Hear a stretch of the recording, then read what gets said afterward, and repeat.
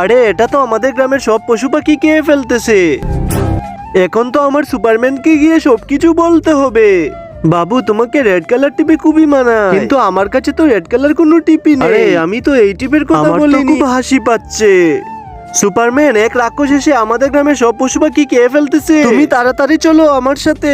তোর জন্য শান্তিতে একটু কথাও বলতে পারলাম না। তোমার সাথে রাতে কথা বলবো। হি হি হি হি হি। চলো, তোমার এখন আসতে হলো, আমি একটু কথা বলতেছিলাম।